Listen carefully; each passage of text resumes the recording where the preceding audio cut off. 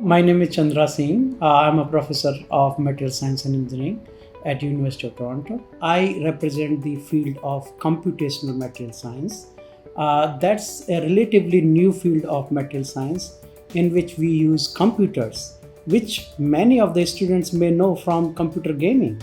And if you look in that way, we play computer games which solve real problems of humankind, problems such as global warming, problems such as energy sustainability, problems such as transportation, and so on.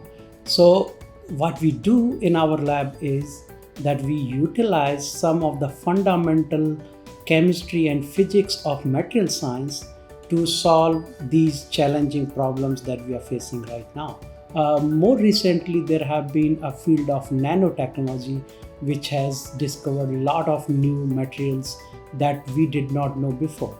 One of them is graphene, which is monolayer, or I would like to say one atomic layer thick material made of carbon atoms in hexagonal setting.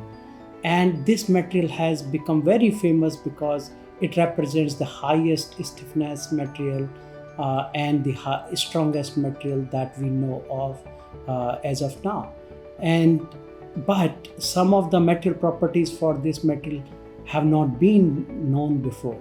And so what our department, working with our colleagues, our group has done is we have figured out its fracture toughness and fatigue properties of this graphene material, and a material made from graphene known as graphene oxide. Transportation typically accounts for about 30% of global warming emissions. And so if we want to solve this problem, we have to have sustainable transportation.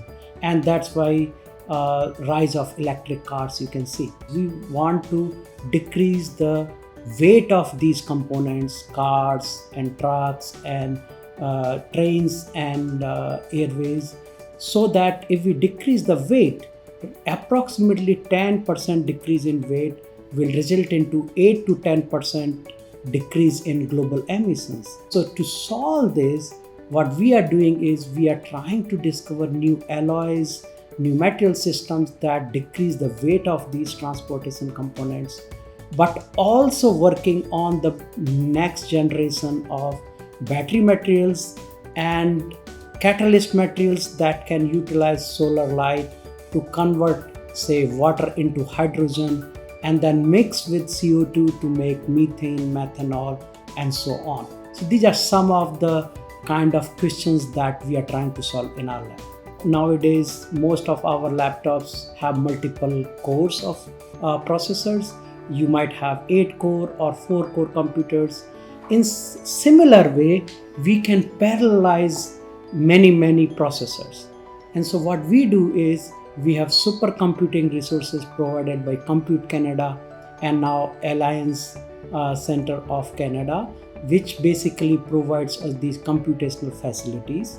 And so we utilize our algorithms. We work on machine learning and other kinds of algorithms in which we can create an input file, and we submit these input files to the remote supercomputing resources.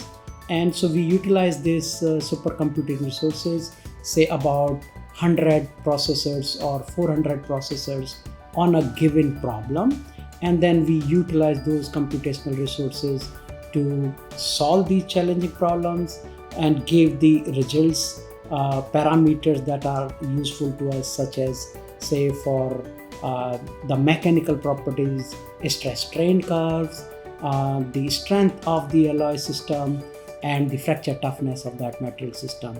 So we compute them using these supercomputers.